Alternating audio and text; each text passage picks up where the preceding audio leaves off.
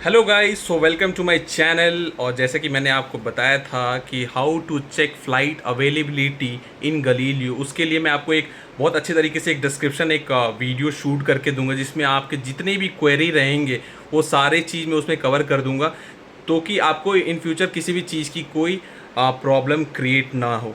तो वीडियो में बने रहिए और एंड तक ज़रूर देखिए, कुछ भी मिस मत करना गाइज, बिकॉज ये बहुत ज़्यादा नॉलेजेबल वीडियो है और बहुत ज़्यादा टेक्निकल वीडियो भी है। तो आपको ईच एंड एवरी कमांड आपको अच्छे से सीखना है, कैसे फ़्लाइट सेल होती है, उसकी क्या प्रोसीजियर है, आपको सब कुछ अच्छे से सीखना है, ताकि आपको इन फ्यूचर किसी भी ऑर्गेनाइजेशन में, आप XYZ में किसी में भी आप काम कर रहे हो, MNC में काम कर रहे हो, वहाँ पे आपको किसी भी तरीके की कोई प्रॉब्लम फेस ना करनी पड़े।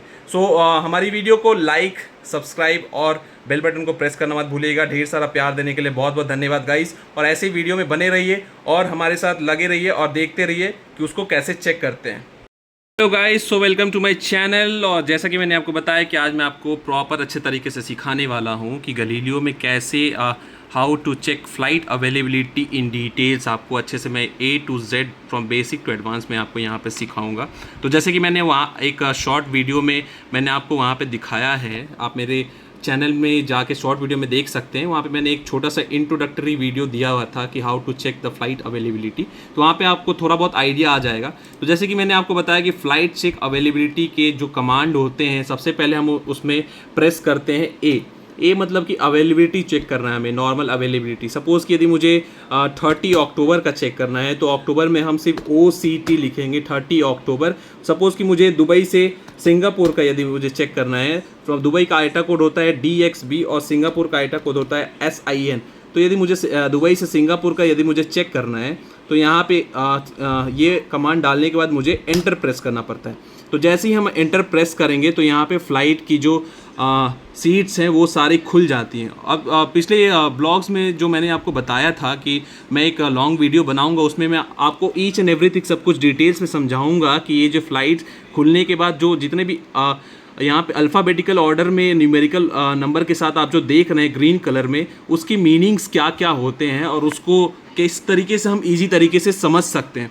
तो जैसे कि गाइज़ मैंने आपको पहले भी बता रखा है, और इसमें मैं और एक बार अच्छे तरीके से रिपीट करके आपको इजी तरीके से समझाने की कोशिश करूँगा कि सबसे पहले जब हम यहाँ पे, जैसे कि आप देख सकते हैं कि मैंने 30 अक्टूबर के लिए चेक किया, तो यहाँ पे 30 आपका डेट दिख रहा है। यहाँ पे दुबई से सिंगापुर का मैंने चेक किया, ओके। और ये फ़्लाइट डिपार्टिंग टाइम जो है वो रात के 2:30 को वो डिपार्ट होगी दुबई से, और अराइव करेगी सिंगापुर में 13:35 मीन्स 1:35 PM इन आफ्टरनून, ठीक है। और ये कौन सी फ़्लाइट है? ये है कंटास एयरवेज़, ठीक है। आप देख सकते हैं यहाँ पे कंटास एयरवेज़ का यहाँ पे पॉपअप आ रहा है, ये कंटास एयरवेज़ है। और जैसे कि मैंने आपको दिखाया था पिछले वीडियो में कि @ का मतलब क्या होता है, तो @ का मतलब होता है कि ऑपरेटेड बाई, सो यहाँ ऑपरेटेड बाई एमिरेट्स एयरलाइन।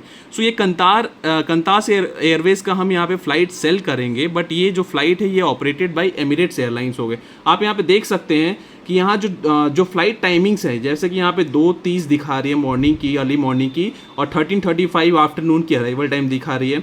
और नीचे भी आप सेम देख सकते हैं, यहाँ पे EK 348, इसका भी सेम टाइम है, मतलब कि यही फ्लाइट जा रही है। आपको वो कंतास में भी आप उसको सेल कर सकते हैं, लेकिन प्लेटिंग करियर जो होगा वो एमिरेट्स ही होगा। तो बेसिकली ये फ़्लाइट जो है वो एमिरेट बन के ही जाएगी, ठीक है, ओके। सो आपको जैसे मैंने पहले बता दिया है पिछले ब्लॉग में कि सबसे पहले जब हम चेक करते हैं तो यहाँ पे हमें डायरेक्ट फ़्लाइट के ऑप्शंस आपको दिखाते हैं। तो यहाँ पे जैसे कि दुबई सिंगापुर जितने भी है वो सारे डायरेक्ट फ़्लाइट के ऑप्शंस हैं यहाँ पे। जैसे 1 से लेके नीचे आप करते जाइए अप टू 10 तक जितना भी है वो सब डायरेक्ट फ़्लाइट के ऑप्शंस है, डिफरेंट टाइमिंग्स में और डिफरेंट एयरलाइंस में, ठीक है। जैसे कि आपको एमिरेट्स हो गया, कंतास हो गया, न्यूजीलैंड एयरलाइन हो गया, सिंगापुर एयरलाइन हो गया, कंतास हो गया। फिर मैं आपको ये समझाने की कोशिश करता हूँ कि आप इसको स्क्रॉल डाउन करेंगे तो जैसा मैंने पिछले वीडियो में बताया था कि इसको मोर फ्लाइट करेंगे तो इसमें आपको मोर ऑप्शंस देखने को मिल जाएंगे। तो मोर ऑप्शंस में आप यहाँ पे और भी चेक कर सकते हैं डिफरेंट टाइम में, और डिफरेंट एज पर आपके सूटेबिलिटी या फिर अवेलेबिलिटी पे आप डिपेंड कर सकता है। तो उसके हिसाब से आप यहाँ पे फ़्लाइट सेल कर सकते हैं। अब जैसा कि मैं यहाँ पे आपको समझाने की कोशिश करता हूँ कि वाया फ़्लाइट या ट्रांजिट फ़्लाइट होती क्या है, तो मैं चलता हूँ एक नॉर्मल से एग्जाम्पल दे के आपको समझाने की कोशिश करता हूँ यहाँ पे। तो गाइज़ यहाँ पे आप देख सकते हैं कि यहाँ पे 3 डेस्टिनेशन लिखा हुआ है, ठीक है। मुंबई, दिल्ली और संघाई। तो बेसिकली फ़्लाइट जो डिपार्ट कर रही है वो मुंबई से डिपार्ट कर रही है और उसको जाना है, उसका जी फाइनल डेस्टिनेशन है वो संघाई है, और बीच में जो मिडिल सेक्टर है, जो वाया सेक्टर है, वो दिल्ली का है। तो आपको आज हम ये डिफरेंस बताएंगे कि ट्रांजिट का मतलब क्या होता है और कनेक्टिंग का मतलब क्या होता है। तो ट्रांजिट का मतलब ये होता है कि जो फ्लाइट डिपार्ट की मुंबई से और वो संघाई जाना चाहती है और बीच में वो दिल्ली होल्ड करके जाएगी, और same aircraft, there is no change of aircraft, उसमें जो फ्लाइट में जो पैसेंजर बैठेंगे, मुंबई में जो बोर्ड करेंगे वो दिल्ली के भी बैठेंगे और संघाई के भी बैठेंगे। तो दिल्ली में जब फ़्लाइट लैंड करेगी तो दिल्ली वाले पैसेंजर उसमें से उतर जाएंगे और संघाई वाले पैसेंजर उसमें बैठे रहेंगे, और फिर से दिल्ली में संघाई के पैसेंजर फिर बोर्ड करेंगे संघाई डेस्टिनेशन में जाने के लिए। तो same aircraft, there is no change of aircraft, तो उसको हम बोलते हैं ट्रांजिट फ़्लाइट। ठीक है, उसको हम बोलते हैं ट्रांजिट फ़्लाइट। अब फॉर एग्जांपल कनेक्टिंग फ़्लाइट किसको बोलते हैं? कनेक्टिंग फ़्लाइट हम उसको बोलते हैं कि सपोज़ ये मुंबई से दिल्ली गया फ़्लाइट और दिल्ली में फिर एयरक्राफ्ट चेंज हो जाता है।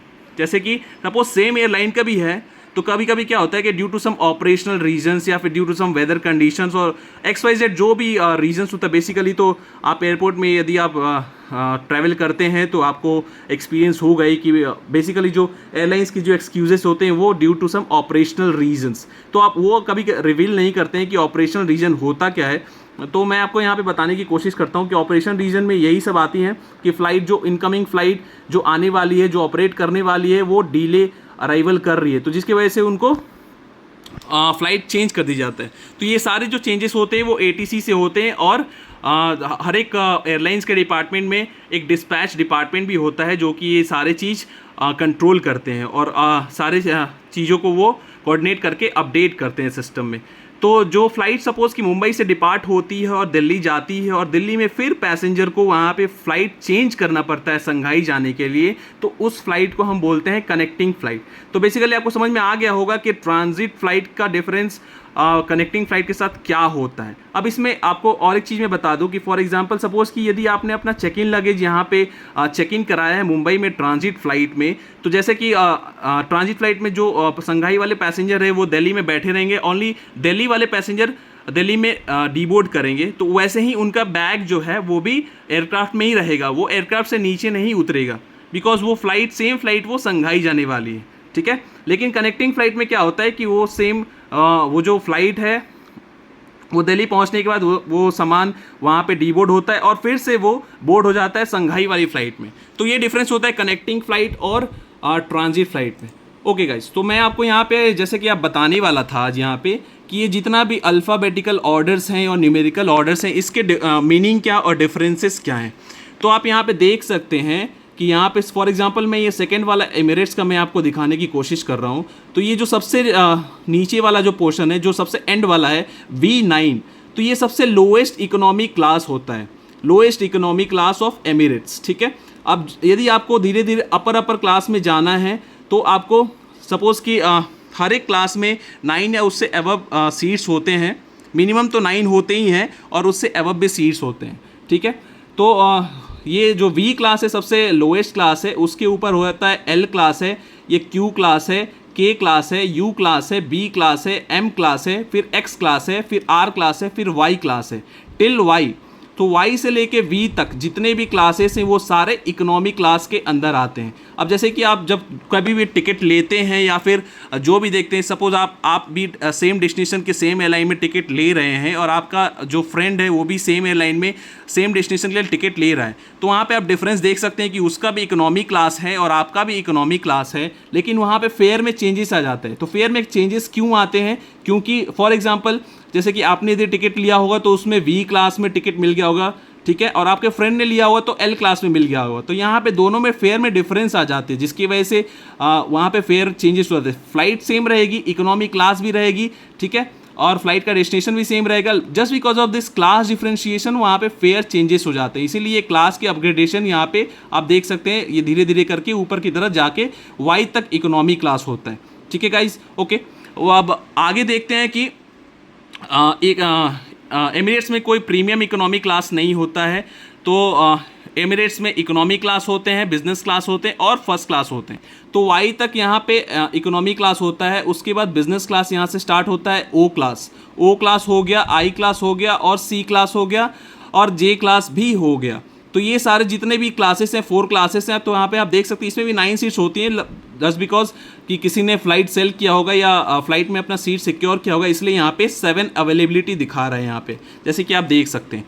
तो यहाँ पे 4 क्लासेस बिजनेस क्लास के अंदर आता है। इसमें भी फेयर डिफरेंस अलग अलग होते हैं, जैसे कि मैंने आपको इकोनॉमी क्लास में डिफ्रेंशिएशन समझाया आपको कि कैसे उसमें फेयर चेंजेस होते हैं, ठीक है। तो इसमें भी बिजनेस क्लास में भी आपको यहाँ पे फेयर चेंजेस मिल जाएंगे। यहाँ पे ओ क्लास के डिफरेंट फेयर होंगे, आई क्लास के डिफरेंट फेयर होंगे, सी क्लास के डिफरेंट फेयर होंगे और जे क्लास के डिफरेंट फेयर होंगे। यहाँ पे बैगेज में भी डिफरेंस आ जाती है, जस्ट बिकॉज बैगेज में डिफरेंस बस बिजनेस क्लास, इकोनॉमी क्लास और फर्स्ट क्लास में बैगेज में डिफरेंस आती है। और इन केस ऑफ कोई स्पेशल SSR जा रहे हैं, जैसे कि कोई सीमेन हो गया या मरीन फील्ड से यदि कोई जा रहे हैं, मर्चेंट नेवी से जा रहे हैं या फिर कोई डिफेंस फोर्सेस से जा रहे हैं या फिर कोई स्टूडेंट जा रहा है या फिर कोई ओल्ड एज जा रहा है या फिर कोई चाइल्ड जा रहा है, तो वहाँ पे भी बैगेज अलाउंस का भी डिफरेंशिएशन आ जाता है। तो उसके बाद जे क्लास बिजनेस क्लास होता है। उसके बाद जो ए क्लास आप देख सकते हैं, ए क्लास, एफ क्लास, ये सारे फर्स्ट क्लास के अंदर आते हैं।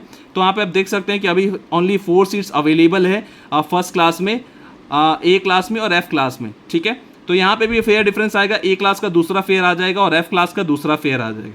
तो आई होप कि मैंने अच्छे तरीके से आपको यहाँ पे सिखाया कि कैसे फ्लाइट सेल करते हैं, किस तरीके से फ्लाइट अवेलेबिलिटी चेक करते हैं और ये सारे अल्फ़ाबेटिकल के क्या मीनिंग्स हैं, उसके न्यूमेरिकल्स के क्या मीनिंग्स हैं। आई होप सब आप सभी को समझ में आया होगा। और एक चीज़ मैं आपको बताना चाहता हूँ, जैसा कि मैंने आपको बताया कि एक तो नॉर्मल अवेलेबिलिटी चेक करते हैं और दूसरा हम जो चेक करते हैं, मैंने आपको एब्रीविएशन वाला भी एक वीडियो मैंने पोस्ट किया, वहाँ पर आप देख सकते हैं। जैसे कि मैं आई यहाँ पे प्रेस करके एंटर मारता हूँ तो ये इग्नोर हो गया, मतलब कि मैंने जो चेक किया था वो सब कुछ यहाँ से हट गया, ठीक है। तो अब मुझे चेक करना है कि फ्लाइट अवेलेबिलिटी चेक करना है फॉर अ स्पेसिफिक एयरलाइन। तो स्पेसिफिक एयरलाइन के लिए मुझे कैसे चेक करना है, तो A20 अक्टूबर, ठीक है। अब सेम दुबई से लेके सिंगापुर का स्पेसिफिक एयरलाइन चेक करने के लिए यहाँ पे मुझे स्टार देके, और जिस भी एयरलाइन का मुझे चेक करना है तो उसका आइटा कोड देना पड़ेगा मुझे, EK एमिरेट्स एयरलाइन।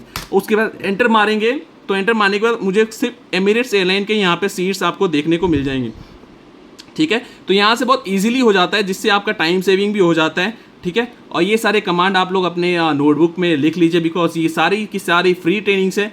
आप बाहर जाएंगे तो सीरियसली गाइज आप कहीं पे भी जाएंगे तो ये आपको बहुत अच्छा खासा चार्ज करते हैं इस ट्रेनिंग्स के लिए, बट मैं आपको जितना ज़्यादा से ज़्यादा कोशिश करता हूँ कि फ्री ट्रेनिंग्स आपको प्रोवाइड किया जाए। और ट्रस्ट मी गाइस, जब आप ये सब सारे स्किल यदि आप सीख जाएंगे, ये सारे कमांड या टेक्निकल कमांड आप सीख जाएंगे, तो आपकी स्टार्टिंग जो सैलरी होगी आपके फील्ड में वो minimum 50,000 and above he salary जाएगी। मिनिमम फॉर फ्रेशर मैं बता रहा हूँ 50,000 एंड एबव। और धीरे धीरे यदि आप जैसे जैसे एक्सपीरियंस गेन करेंगे तो आपकी सैलरी 2 लाख, 2.5 लाख, 3 लाख भी जा सकते हैं। तो इसीलिए मैं आपको बताता हूँ कि ये जो जितने भी चीज़ें हैं वो उसको अच्छे से नोट डाउन कर लीजिए, ताकि आपको फ्यूचर में किसी तरीके की कोई प्रॉब्लम का फेस नहीं करना पड़े। सो आई होप आपको वीडियो बहुत अच्छी लगी होगी और एंड तक देखने के लिए बहुत बहुत शुक्रिया गाइज। ऐसे ही वीडियो में बने रहिए और ऐसे ही हमें प्यार देते रहिए, ताकि हम और अच्छी अच्छी वीडियो बनाते रहो। और आपको यदि किसी चीज़ में किसी भी तरीके की कोई दिक्कत हो तो हमें कमेंट सेक्शन में कमेंट करके ज़रूर बताइएगा, ताकि हम उसको और अच्छे तरीके से आपको समझा पाए, स्पेशल क्लास आपको दे पाएँ, ताकि आपको किसी भी चीज़ की कोई दिक्कत ना हो। सो आई होप आप लोग सेफ रहिए, अच्छे से रहिए। So bye bye guys, take care, bye.